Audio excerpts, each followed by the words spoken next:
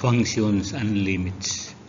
A function is a special type of relation in which each element of the first set is related to exactly one element of the second set.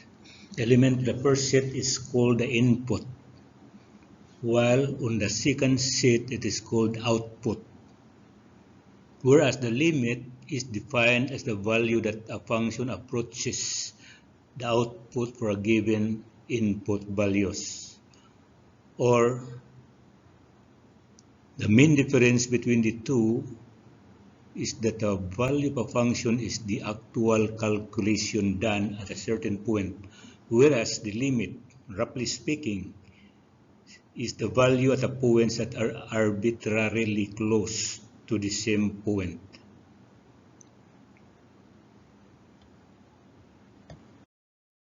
The function f of x equals to 2x squared plus x minus 2.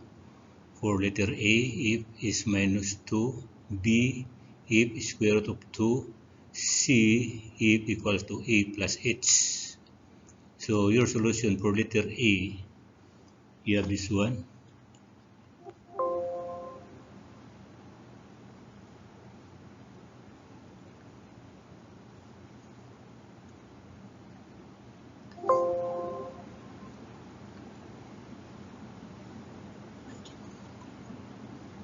F minus 2 equals to 2 times minus 2 square plus minus 2 then minus 2. This one equivalent to 2 times 4 minus 4 equivalent to 4. For letter B, for f equals to square root of 2. Simply substitute, you have that one 2 times square root of 2 square plus square root of 2 minus 2 equals to simply 2 plus square root of 2. For letter C, if a plus h equivalent to 2 times a plus h square plus a plus h minus 2. This one equivalent to 2 a square plus 2ah plus h square plus a plus h minus 2, or equivalent to 2a square plus 4ah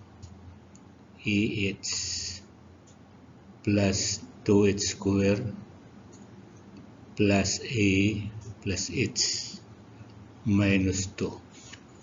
So this one on the evaluation of the functions f of x as a certain given function. So for the limit, so compute the limit on the following. So letter A, limit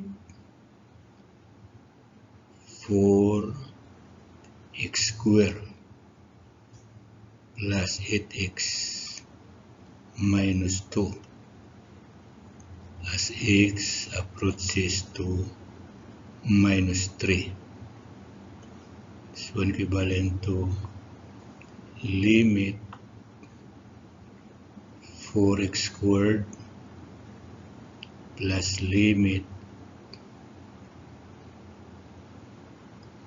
8x minus 2 as x approaches to minus 3, x approaches to minus 3. So this one equivalent to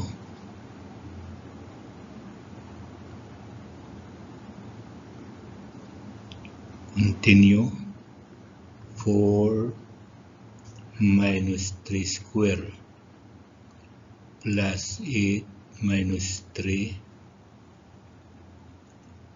then minus 2, equivalent to 36 minus 26 equals to 10.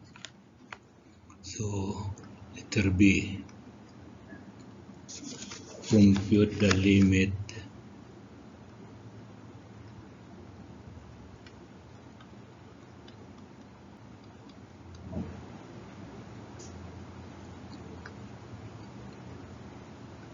x minus 4, x minus 2 over x minus 5 as x approaches to 6 equals to the limit x minus 4, x approaches to 6 times the limit x minus 2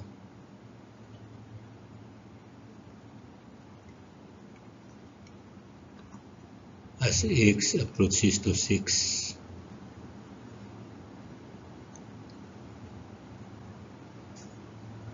then the limit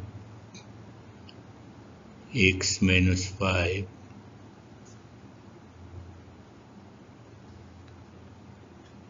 x approaches to 6. Or simplifying this one, 6 minus 4, 6 minus 2, 6 minus 5 equals to 2 times 4 all over 1 equals to 8.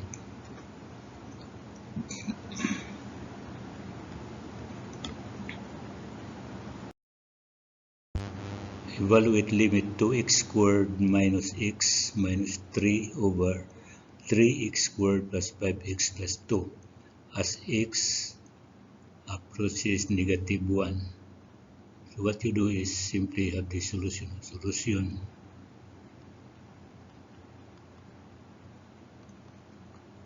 In order to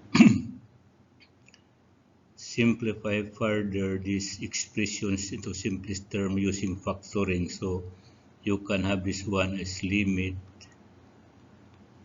factor 2x squared minus x minus 3 limit of 2x minus 3 times x plus 1 all over factor also 3x squared plus 5x plus 2, so you got 1, 3x plus 2 times x plus 1 as x approaches negative 1. So equivalent to cancel this one out, limit 2x minus 3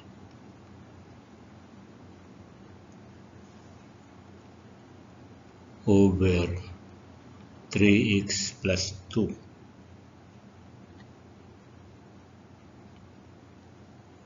x approaches negative 1 equals to 2 times negative 1 minus 3 over 3 times negative 1 plus 2.